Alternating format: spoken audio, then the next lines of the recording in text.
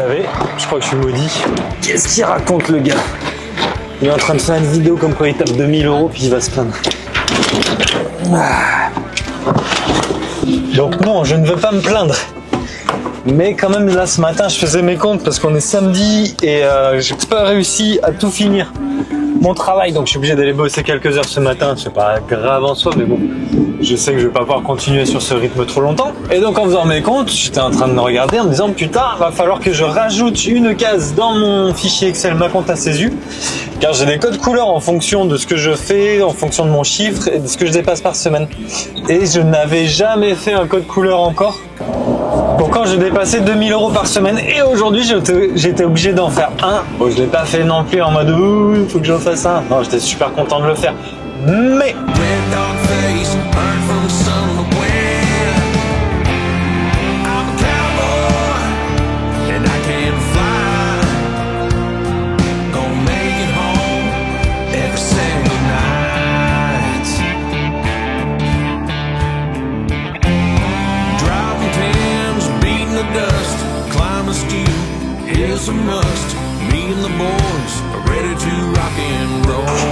ok, les jardins de ce matin c'est terminé, 75 € en plus, ce qui ramène à un compte à CESU. En faisant mes comptes, on arrive à 2288 € pour cette semaine. Bon, le code couleur faut que je le change, je l'aime pas.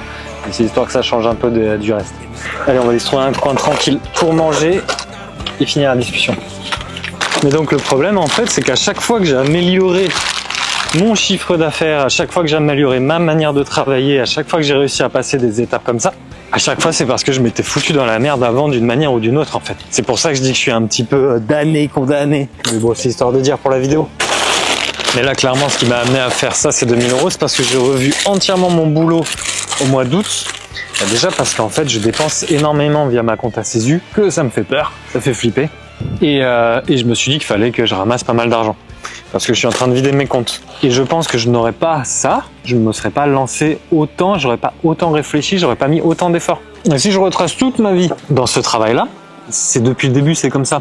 Quand j'ai commencé à 15 € de l'heure, je bossais énormément, jusqu'au jour où j'ai commencé à vouloir péter un plomb, parce que c'est sûr que tout le monde me voulait. J'étais pas la personne recherchée parce qu'il travaillait super bien. C'était surtout parce que c'était une personne qui bosse bien, mais en plus qui n'est pas chère. Donc franchement, j'étais à ça du burn-out. De tout plaquer, tout vendre, tour du monde, on se casse. Ma copine à l'époque n'a pas suivi le délire, et si elle m'avait dit oui, c'était fini. J'aurais arrêté, je me serais barré. Un mal pour un bien, on peut pas savoir.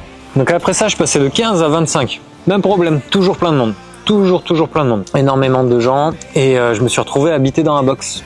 Parce que je me suis séparé, et que j'avais un peu la belle vie, mais j'avais pas bien fait mes comptes. C'est-à-dire que j'avais la belle vie, j'avais un grand atelier, 50 mètres carrés, mezzanine, j'avais un appartement, j'achetais du matos, dès que j'en voulais, j'en achetais.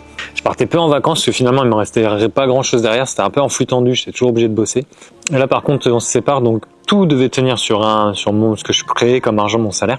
Il y a un moment, j'arrivais plus à payer mon loyer, et je me suis barré, carrément habité dans mon box. À ce moment-là, je suis avec quelqu'un, ma conjointe de maintenant. Ça faisait un peu rêver le box au début, ça faisait un peu film américain, c'était ma garçonnière, quoi, c'était mignon. Mais bon, au bout de 2-3 mois, elle m'a dit t'es gentil, t'es mignon, mais là, va falloir changer les choses. Donc j'ai vu que ma manière de faire, même à 25 €, ne tenait pas vraiment. Donc j'ai revu encore ma manière de travailler, et là j'ai commencé à passer des gens à 30 €. Mais ça a toujours été comme ça.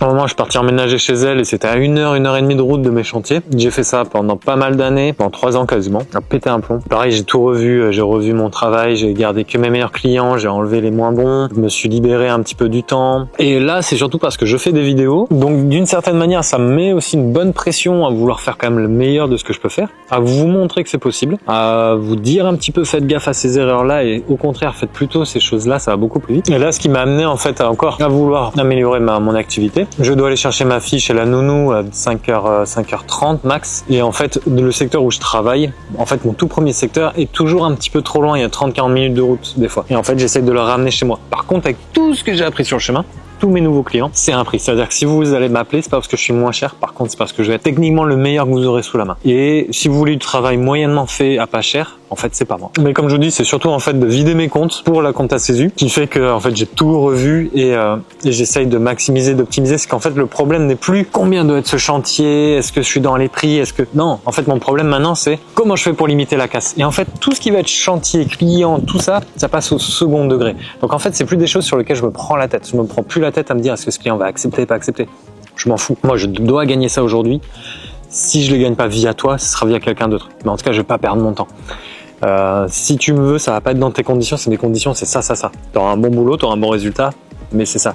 Et en fait, de me donner des objectifs comme ça, parce que j'ai un problème à résoudre au-dessus, bah, ça me permet de vachement mieux gérer en fait mon activité. Je vous avouerai que des fois, j'aimerais savoir optimiser tout ça, sans être obligé de me foutre un problème au-dessus de la tête. Mais je crois que je suis pas câblé pour être un mec comme ça. Je crois que je suis obligé de me créer des problèmes, et en fait, ça me tire vers le haut. Et d'un côté, j'aime bien, hein, c'est cool. Moi, j'adore les choses qui tirent vers le haut. Peu importe si c'est une bonne chose, mauvaise chose, tant que ça me tire vers le haut, je suis content. Et en plus, tous ces problèmes, ça vous oblige en fait à innover. C'est que très vite, on va être dans notre petite routine. Très vite, on a un système qui marche et tant que ça marche, on touche pas. Donc j'aime bien ces trucs qui viennent un petit peu taper sur la manière, sur notre routine, leur manière de fonctionner et à dire tac tac tac, là par rapport à ce que tu ambitionnes de faire, ça marche plus.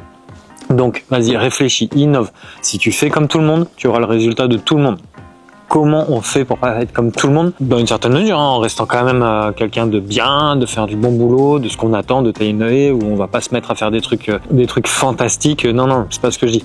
Mais dans sa manière de faire, ok, réfléchis, focus et trouve une manière. En fait. Après, un truc que j'ai gagné quand même avec le temps, c'est la confiance en soi. C'est-à-dire que je sais que tout ce que je fais maintenant, jamais j'aurais pu le faire il y a 10 ans, j'avais pas assez confiance en moi. Et ça, soit vous l'avez de base, mais soit sinon vous allez l'acquérir via du travail en fait, en faisant régulièrement. Au bout de la première et vous allez peut-être pas être super rassuré. 3e, 5e, ça va commencer 10e, 20e, vous allez même pas y penser. Vous savez que vous savez Tainoe. Donc toute cette confiance qui me permet d'aller voir un client, d'aller chez lui, de dire ouais, bah ça y a pas de souci, hein, je vous le fais. Vous le faites, de la prestance et tout, parce que je l'ai tellement fait qu'en fait je ne m'inquiète plus. Et je pense que cette confiance-là aide quand même. C'est-à-dire que je peux pas non plus vous vendre du rêve à vous dire dès le début vous allez être au niveau où j'en suis. Non, c'est qu'il y a quand même beaucoup d'expérience qui a été minée, on va dire, avec le temps, que j'ai accumulé, qui me permet déjà de partir avec un avantage, d'être confiant, d'avoir l'habitude de parler aux gens, d'avoir l'habitude de rentrer chez les gens, de savoir comment me comporter, de savoir ce que les gens attendent d'un jardinier qui va venir tailler ça. Et je vous parle comme ça là de 2000 € faire en une semaine, c'est bien, c'est cool. Vous savez, le meilleur gain, le plus gros gain, celui qui a le plus d'importance, tout ce que j'apprends en fait, tout ce que j'apprends à chaque coup. C'est-à-dire que je suis certain que si je devais faire un autre truc plus tard, tout ce que j'ai appris m'aidera pour plus tard. Et en fait, ça, c'est d'une richesse. Je suis certain que vous me laissez. Je perds tout. Je repars à zéro. Il m'aura fallu 10 ans là pour arriver où j'en suis aujourd'hui. Je dois recommencer tout aujourd'hui. Vous me laissez 2-3 mois. 2-3 mois, c'est parti. Et j'en suis mais convaincu. Et d'ailleurs, vous avez pu le voir sur mes vidéos. Je me cherche de la clientèle ici. Là, je suis franchement, je suis entre 20 et 30 personnes que j'ai contactées là depuis. Un refus parce que c'est moi qui n'ai pas voulu, en améliorant mon activité. Mais tout ça, c'est mon expérience qui me permet de le faire. C'est pas que ce que je fais, c'est pas parce que c'est bien, c'est tout ce que je vous montre en vous montrant, voilà, pub Facebook, le ci, le ça. Mais c'est surtout toute l'expérience que j'ai derrière. En fait, c'est un bagage monstre. Et celui-là, il se quantifie pas en nombre, en chiffres, mais peut-être par contre en heures de travail, si. Ça peut se quantifier en heures de travail. Donc je vous parle beaucoup d'argent, mais en fait pour moi c'est un score, comme dans un jeu. J'aime ce que je fais, mais j'aime surtout en fait améliorer la chose. Et ce qui me permet de voir que je l'améliore, c'est l'argent qui représente des points pour moi. Après c'est pas tout le score. C'est-à-dire que là je suis dans ce niveau-là. Là, il faut que je gère mon ancienne clientèle et ma nouvelle, donc c'est vraiment une zone de turbulence. Mais à l'avenir, je vais le quantifier aussi en temps libre, en perdant certainement un petit peu de chiffre d'affaires, mais combien de temps libre derrière je vais pouvoir me dégager? Qu'est-ce que je peux faire en plus? Là, par exemple, j'arrive quand même à faire mes vidéos. Ça aussi, ça fait partie du score. Et mine de rien, d'avoir de l'argent, bah, ça aide. C'est quand même des super outils. Ça me permet d'acheter du matériel, ça me permet d'acheter des micros qui sont pas trop dégueulasses, ça m'a permis d'acheter un ordinateur. Donc, c'est quand même pas qu'un score. On va pas se cracher dessus. L'argent, c'est quand même cool.